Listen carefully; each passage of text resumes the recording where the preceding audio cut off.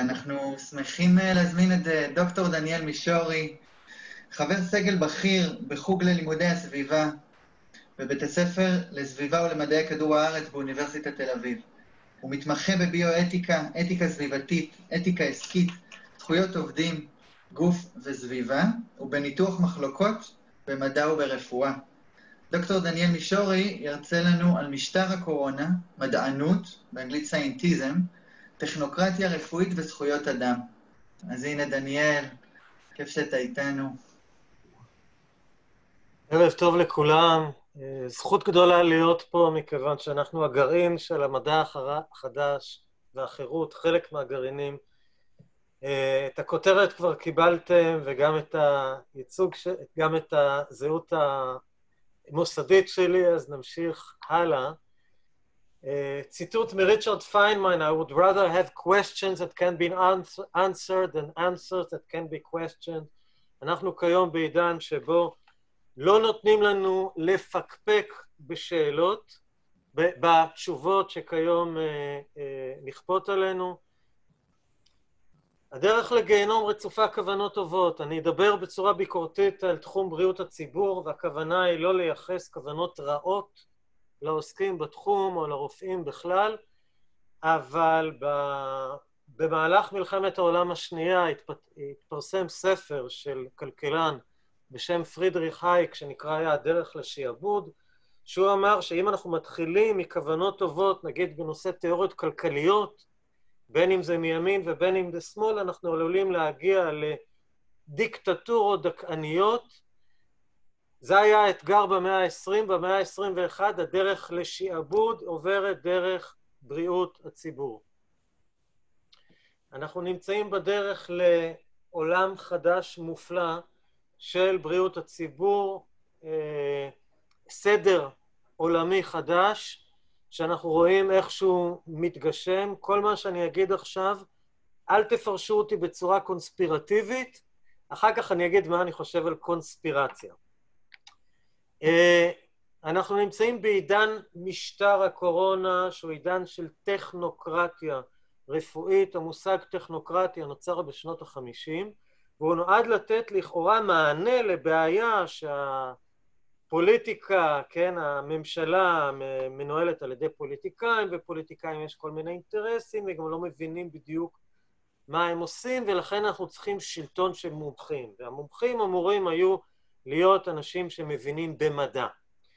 מה פירוש הדבר היגיון המומחים במסגרת המדע הדיסציפלינרי? אני אדבר בהמשך, אבל בעידן משטר הקורונה, הכל הופך להיות כפוף לשיקולי בריאות הציבור, רק דעתם של המומחים לכאורה נחשבת, ולכן דעתנו, גם אם אנחנו באים מתוך האקדמיה, או גם אם אנחנו אזרחים אינטליגנטים שמסוגלים לפענח נתונים כמו אבישי לפניי, או רני קשר אחריי, דעתנו איננה נחשבת, כי רק למומחים יש את הסמכות לפרש את הנתונים, והמומחים זה קודם כל המומחים בעלי הכוח, שזה המומחים שעובדים עם הממשלה, או המומחים שנמצאים בהיררכיות המקצועיות, כולל הבינלאומיות, למשל ארגון הבריאות העולמי, והם נמצאים במעמד לפרש את המציאות בדומה למעמד הכנסייה במאות קודמות. ואי אפשר להתווכח איתם על בסיס נתונים, עובדות או היגיון. במאמרים שפרסמתי לאחרונה, בין השאר עם שותפים, השוויתי את מה שקורה כיום להתקף אוטואימוני אפילפטי לאומי, מכיוון שהגוף החברתי מותקף על ידי מערכת הבריאות שנועדה להגן עליו, ולכן התקף אוטואימוני, עד כדי שיתוק מוחלט של מערכות חיוניות כמו הכלכלה, הדמוקרטיה, זכויות אדם, התקף כמו אפילפטי פתאומי, שכרוך בהפעלה של ביו-כוח קיצוני, Extreme Biopower, כפוף לעקרונות של ביו-פוליטיקה. משבר שכרוך, תכף אני אסביר את המושגים, וההתקף הזה כרוך במשבר נפשי קיצוני, מכוון מלמעלה, מבוסס על פחד והיסטריה, טופ דאון. עכשיו, המושגים ביו-כוח וביו-פוליטיקה לקוחים מהפילוסופיה של מישל פוקו. ההקשרים הקודמים של ביו-פוליטיקה במאה ה-20 היו אוגניקה, תיאוריית גזע ולכן גם פשיזם ונאציזם, כלומר פוליטיקה שמבוססת על עקרונות לכאורה מדעיים, שמבוססים על תיאוריות של ביולוגיה או רפואה, ובמאה ה-21 ההקשר הוא חיסונים וחשש ממגפות, ובהקשר הנוכחי הקורונה. ביו-פאוור או ביו-כוח זה כאשר המדינה פועלת באופן ישיר על גוף האזרחים, לדוגמה איסור של הפלות. במקרה שלנו אנחנו מדברים על ריחוק חברתי, הגבלות תנועה, כולל סגירת המרחב הציבורי, פארקים, שמורות טבע, וכמובן חובת מסכות. אתם יכולים לראות ביו-כוח שכדוגמתו מעולם לא היה בביו-פוליטיקה הקודמת. זאת אומרת, זה מחייב, זה משהו אחר לגמרי מבחינת האפשרויות. אם כולנו חשנו את החנק ממש בתחושה שהמדינה סוגרת עלינו מכל הכיוונים, כמובן המסכות מייצגות את זה במובן המובהק ביותר, במיוחד מכיוון שאי אפשר להגן על זה מבחינה מדעית. אגב, מאמר באנגלית כבר התפרסם בעניין, מאמר בעברית 60 עמודים, כולל באמת מראה מקום, אז אני נותן רק את הכותרות. You can use anything for a mask because it's not about safety, it's about compliance, ציות.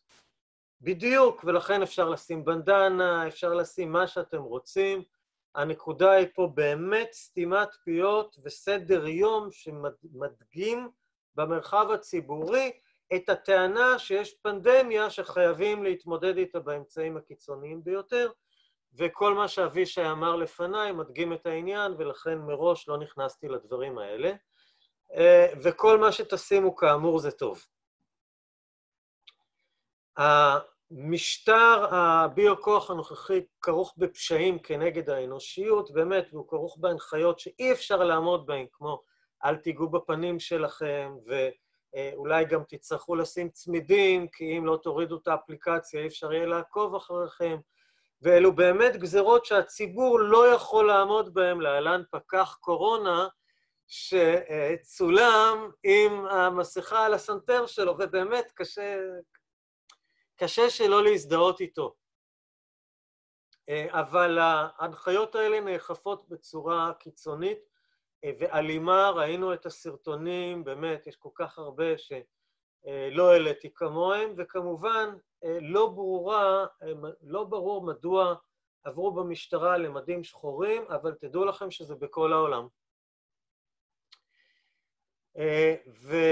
ומכיוון שזה הנחיות שלכאורה של בריאות הציבור, צריך להבין זאת אומרת, איך הגענו לזה, האם יש פה היגיון רפואי או תסביך שליטה. זה ציטוט מאחד ממנהלי בתי החולים שאמר, הציבור היה ממושמע כי הצליחו להפחיד אותו, עכשיו יורד אלמנט הפחד ועדיין צריך משמעת, וזה נורא קשה להיות ממושמע שאתה לא פוחד. פה הבעיה אם הציבור יתחיל לזלזל, או ילבש מסכות, יתחבק, יעשה מסיבות, יצטופף, יתפלל כשהוא מתחכך אחד בשני, נראה גל שני, הציבור צריך להיות ממושמע, מסכות במרחב הציבורי, ולא על הסנטר או על הפה ועל האף. כלומר, הם רואים פה שיש פה אג'נדה של הפחדה ואג'נדה של שליטה. והאג'נדה הזאת כרוכה גם באמצעים של ניטור בלתי פוסק של האוכלוסייה, שזה מה שמכונה הפנופטיקון, כלומר, במקור מושג שהתייחס לבית כלא, שבו השומר נמצא במרכז וכל האסירים בצדדים, והאסירים לא רואים אם השומר מסתכל עליהם, אבל הם יודעים שהוא יכול להסתכל עליהם כל הזמן, וזה משנה את צורת ההתנהגות שלהם. אז בעידן הקורונה כולנו בסוג של פנופטיקון כזה, שעלול להגיע גם אתם יודעים, מצלמות מנטרות במרחב הציבורי, שמנטרות גם את ההתנהגות שלנו, למשל עם מסכות, ואם הם יהיו מצלמות טרמיות, אז גם אם יצאנו חס וחלילה עם חום 37 מחוץ לבית.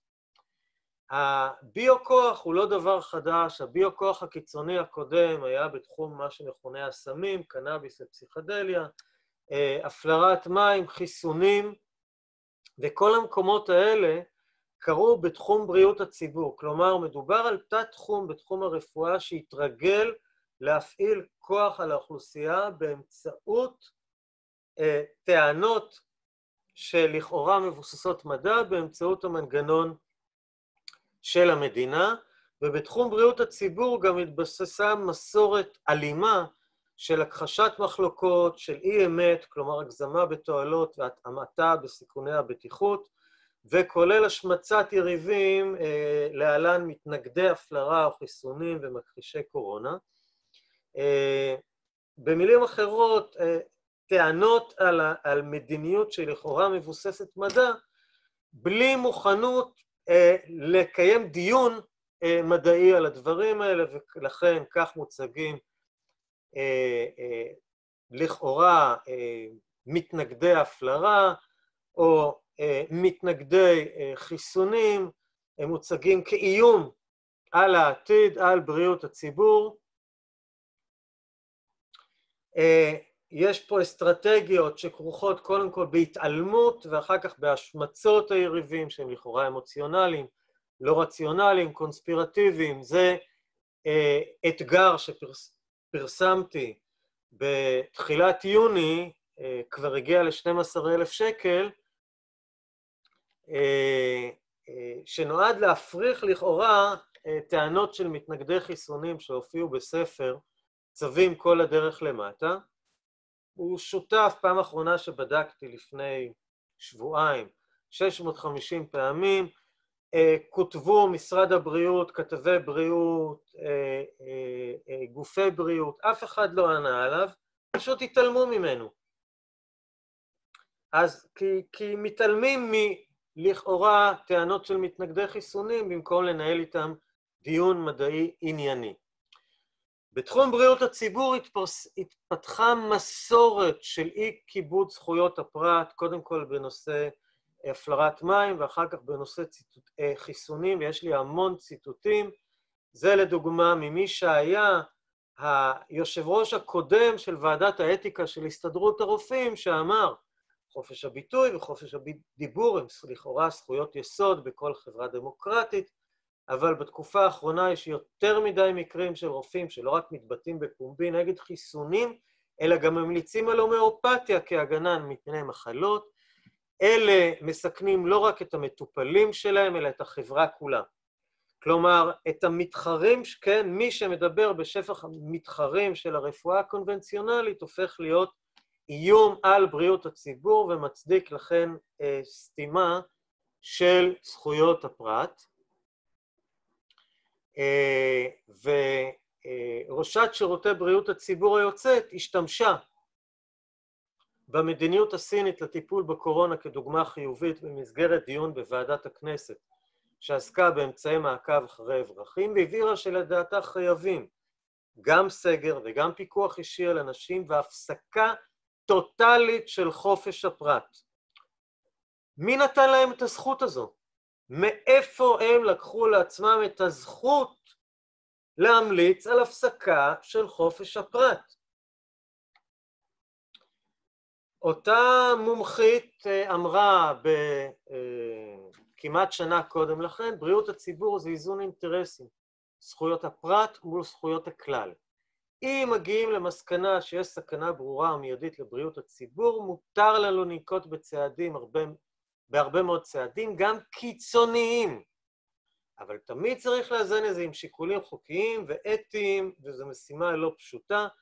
ההקשר היה, שוב, איך מתמודדים עם מי שמתנגד לחיסונים, ואתם מבינים שהאנשים האלה במשבר הנוכחי, אתם מבינים שאין איזון מול המדיניות שהם חושבים שהיא נכונה.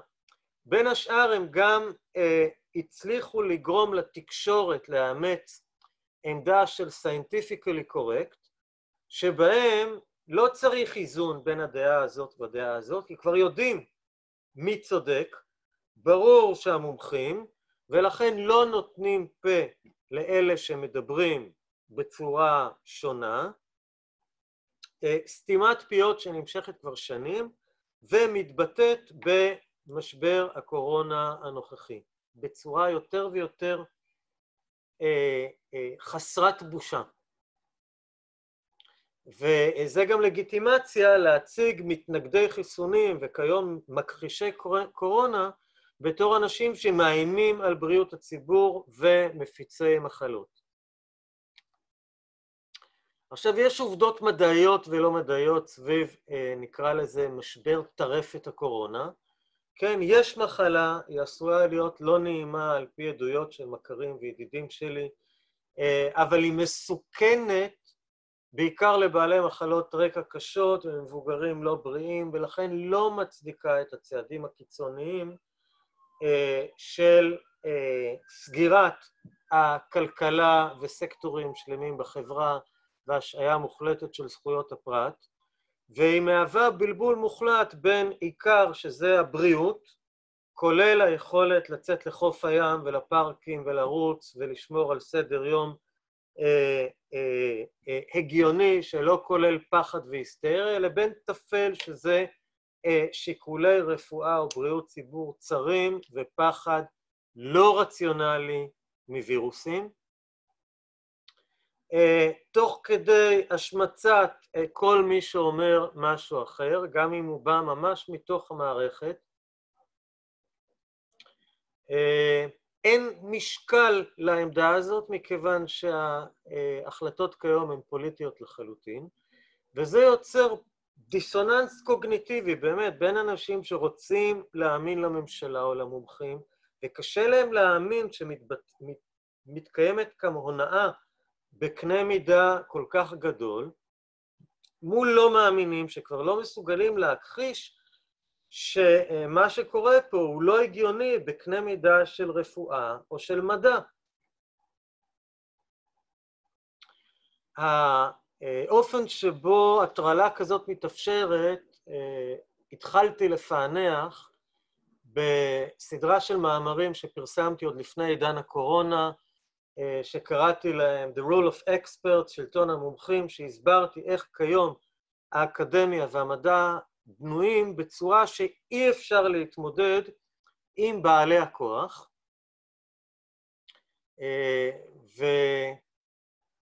והמאמר האחרון כבר עוסק ממש כבר במשבר הקורונה העכשווי, אגב הוא כבר פורסם.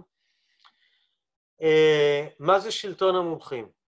המדע כיום הוא לא אחד, הוא מדע דיסציפלינרי, הוא מחולק אתם יודעים, כל מי שלמד באקדמיה יודע שהיא מחולקת לפקולטות, וכל פקולטה מחולקת למחלקות, ובכל אחד יש מתודולוגיות, ויש להם את כתבי העת שלהם, את המגזינים המקצועיים ואת הכנסים שלהם, ואף אחד לא יודע מה השני עושה, ובכל תת תחום יש לנו מומחים, ולכאורה אלה מבינים הכי טוב בתת התחום שלהם, ולכן הם מקבלים את הזכות לקבוע אמת לכאורה בתחומם, ולכן לגזור מתוך האמת את הטוב, כלומר מה שצריך לעשות.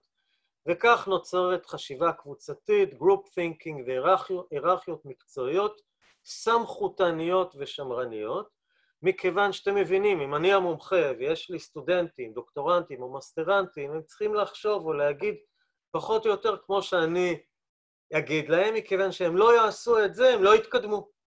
הם לא יתקדמו בין אם לא יקבלו דוקטורט, או שהם לא יקבלו אחר כך קביעות באוניברסיטה, או לא יתקדמו אחר כך לפרופסורים. ולכן יש מסורת של השתקה, ואי אפשר להגיד רעיונות חדשים, ואני אתייחס לזה שוב עוד בהמשך.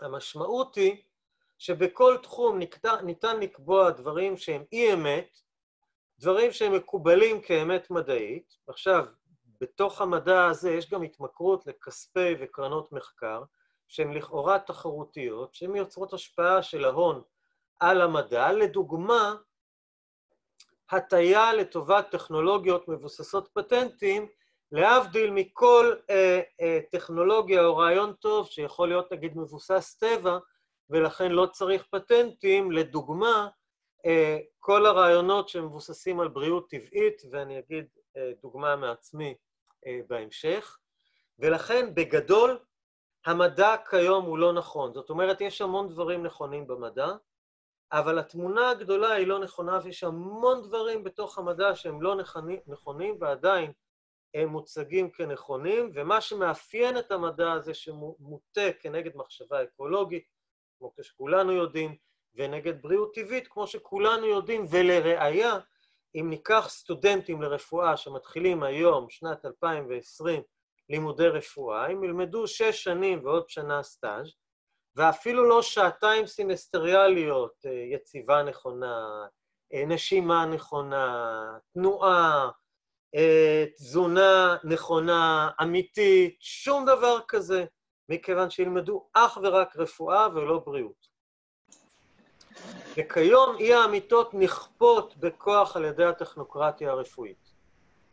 וזה יוצר מדענות, סיינטיזם, שזה אמונה במה שהמדע אומר, להבדיל מהמדע כמערכת רציונלית וביקורתית, שהיא באופן עקרונית פתוחה לביקורת, ואנחנו רואים שהמדע הקורונה במרכאות אטום לחלוטין לביקורת, כלומר אנחנו יודעים המון, יש המון עובדות נגדיות, ואף אחד לא מתכלל אותם ומשכלל אותם לכדי איזושהי מסקנה ברורה, מכיוון שאין את מועצת המדענים שמסוגלת להעריך בעד ונגד ולהגיע למסקנות. לדוגמה, בנושא המסכות, אז נוצרות פה אורתודוקסיות, במיוחד ברפואה.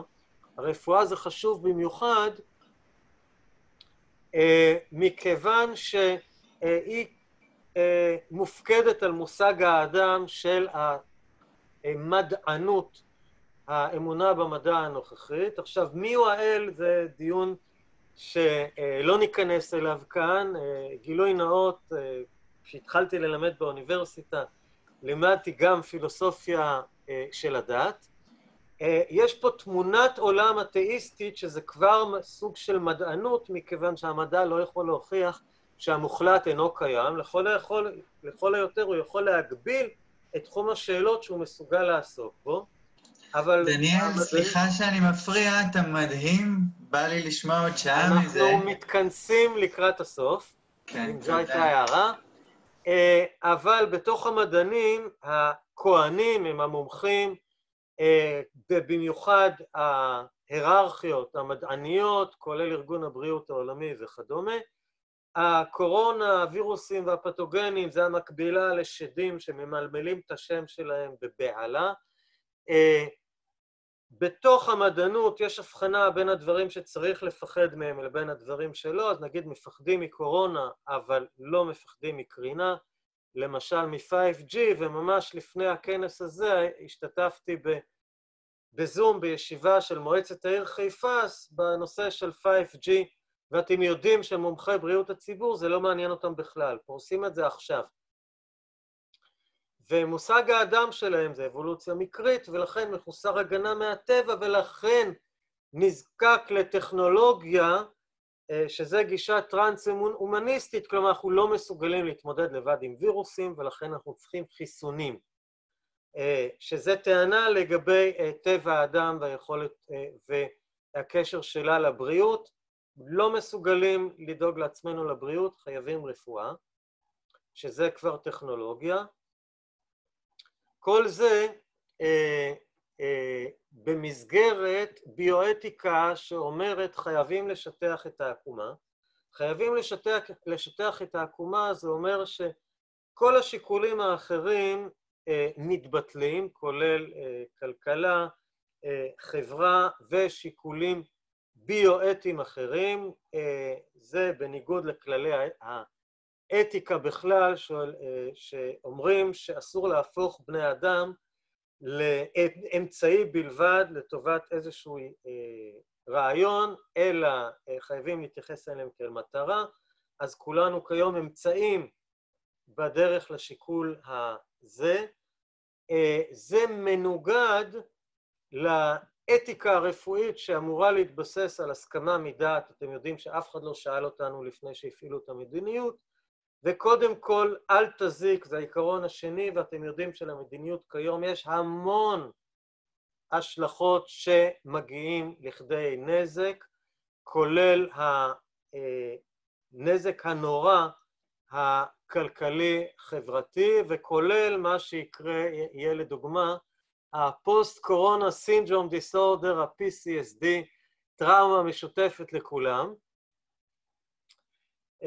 וכמובן מדובר פה על הנדסה חברתית מטורפת שתהיה חלק מהתופעות הלוואי הנוספות, ותופעת הלוואי הגרועה מכולם, שכל אזרח הופך להיות אויב הציבור בפוטנציה כחשוד אסימפטומטי בהפצת מחלות, ולכן כמצדיק כל אמצעי דרקוני וטוטליטרי כפי שמטפלים כיום בחשודים בטרור, כל אחד מאיתנו, ואתם מבינים שזה יגיע גם בסופו של דבר להסתה, כלומר לאנשים שמפיצים דעות לא שגרתיות כפי שאנחנו מפיצים, בדיוק כפי שמטפלים כיום בחשודים בטרור.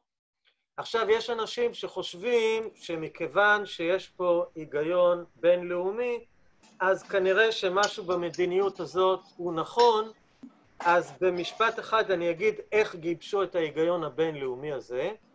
גיבשו אותו במסגרת מדריכים למוכנות, preparedness, של ארגון הבריאות העולמי, שפורסמים בשנים האחרונות והאחרונים ב-2018, שהמליצו בין השאר א' על חיסון בכפייה, וב' על אמצעים שעלולים להיות בקונפליקט, ציטוט, עם זכויות וחירויות הפרט. והדברים האלה נדחפו דרך ערוצי הידע המקצועי לכל המומחים לבריאות הציבור, ומכיוון שזה פומפם להם במשך שנים, זה מה שהם יודעים בתוך תת התחום של בריאות הציבור.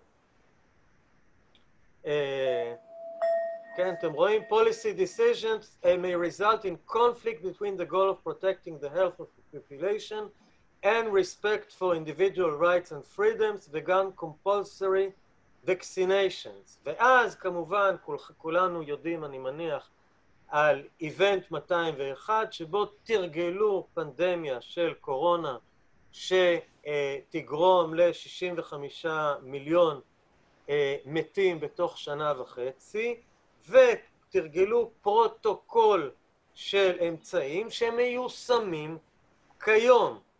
ובין השותפים לתרגיל היה... אנחנו צריכים ככה לסיים, וואו. תאמין לי, דקה, אתה לא תצטער על אף דקה נוספת. בין השותפים היו קרן ביל ומלינדה גייטס, שכמו שאנחנו יודעים תומכים באג'נדה של חיסונים, כולל הרעיון של חיסון חובה לכולם, כל האוכלוסייה נגד הקורונה, וגם ה-World Economic Forum, סליחה, לא כפי שכתוב, שמפיצים כיום יוזמה שנקראת The Great Reset Initiative, יוזמת האיפוס הגדולה, מכיוון, כן, there is an urgent need for global stakeholders to cooperate in simultaneously managing the direct consequences of the COVID-19 crisis to improve the state of the world. The World Economic Forum is starting the Great Reset Initiative, שזה במסגרת הדוקטרינת ההלם, קורה משהו והם מוכנים, והם היו מוכנים עוד קודם כי הם היו חלק מהאיבנט 201, ועכשיו אנחנו מה שיקרה לנו זה לא רק השוק של מדיניות הקורונה, אלא רק שוק של איך שהם מתכוונים לאפס את המבנה החברתי-כלכלי הנוכחי, שזה הנדסה חברתית מסוג שמעולם לא היה כמוהו. עכשיו, האיבנט 201 עסק בשני תסריטים אפשריים.